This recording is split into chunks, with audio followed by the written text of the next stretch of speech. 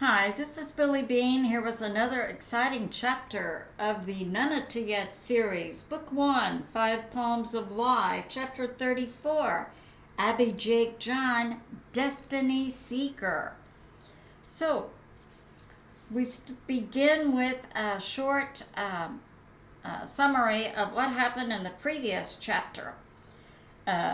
Because Abby Jake John, who was an individual on his returning his 2-year period of his soul separating from his physical body and his return to Y, their Nunatayet's creator God. Abby Jake John is in his 90s and an AI engineer in his professional life, and he is involved in helping General Nakobe and Shadow Leader Anichi and others free the Nunatayet mothership Victory from the evil hold of alien mechanical particles designed by an evil non-terrestrial ET group, the Dragonfires. And because this event coming up where Abby Jake John would go to and physically enter the mothership Victory, surrounded by and transported by the Black Hawk warriors. And because it posed the threat of Abby Jake John potentially laying down his life, General Nakobe contacted the priest line on Nunatayet, the Jawath and Jawatha group, who said Abby Jake John was free. He wasn't raising young children. He was on his returning trip. He was free to make this decision on his own. And so, and Captain J. Mac in the last chapter had also proposed to Anna Peach, the cowboy, his second, who said she would think about it. So we'll have to find out what happens in the future on that. So we have the Black Hawk warrior leader, Commander Rock Schoenfeld, who's going to lead the group and take Abby Jake John onto the Victory. They all face the potential of being taken out by this alien mechanical particle weapon that had taken over the AI system and the bio-consciousness of the mothership Victory. And also embedded in the mothership Victory's software is Nunatayet's AI dad from Nunatayet's system. So, to get onto the mothership Victory, the Black Hawk warriors are going to use their silent walk. And that's a product out of their balancer genes, whereby they can create a layer of energy between the floor or surface they're walking on that creates an air layer for their balancer genes, and they remain steady. But it takes a lot of energy, so you only do that when you're really wanting to come in very secretively.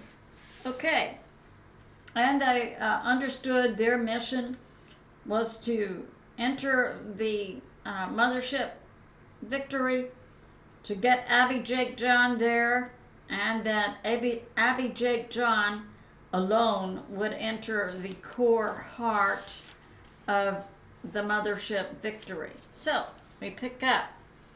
Abby Jake John stood on the threshold of Nunatayet's mothership Victory's core, her heart, her bio-conscious self, and prayed to Y, his creator God. O great Y, Prepare me this day with wisdom to destroy the alien mechanical particle software and to fulfill my destiny. Thank you. Abby Jake John pushed the hydraulic door opener and entered the large cave-like room of Mother. And algae grew on the walls of the cave-like core, releasing oxygen and taking in carbon dioxide that was released by the computers and other items there. Nanobots floated in the air. Alien mechanical particles also floated in the air.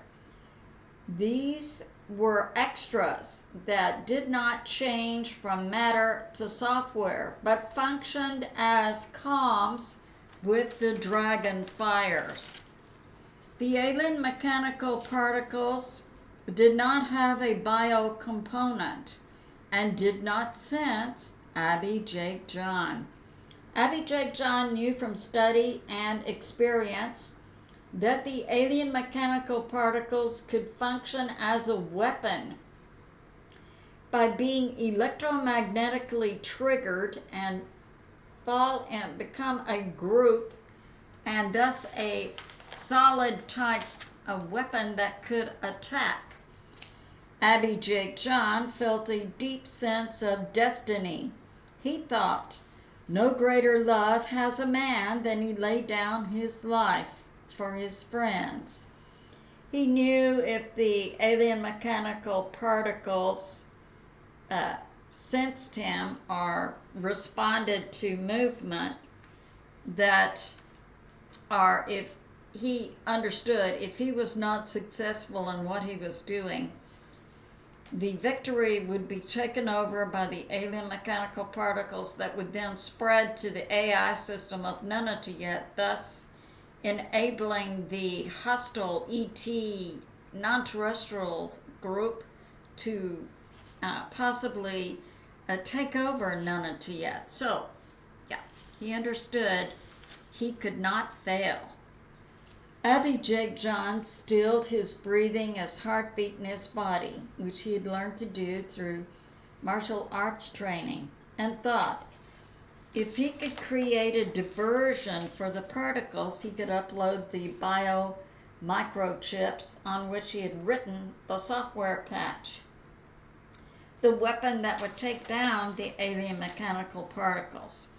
Abby Jake John had brought with him a small water container, and he slowly pushed the release button on his smart suit, and it floated in the air. Abby Jake John then pushed his hand against the water bottle, so it moved to the left. When this happened, all of the alien mechanical particles were triggered by this movement, and they all grouped together and went after the water container. While this was happening, Abby Jake John moved to the right swiftly and uploaded the software patch on the bio microchips he had prepared. Then, as he did this, the alien mechanical particles had surrounded the water container and vaporized it. Then they sensed the movement of Abby Jake John and covered him from head to toe in a suffocating, life-strangling waves of contracting upon his body. To be continued. I love you, and I'll see you soon.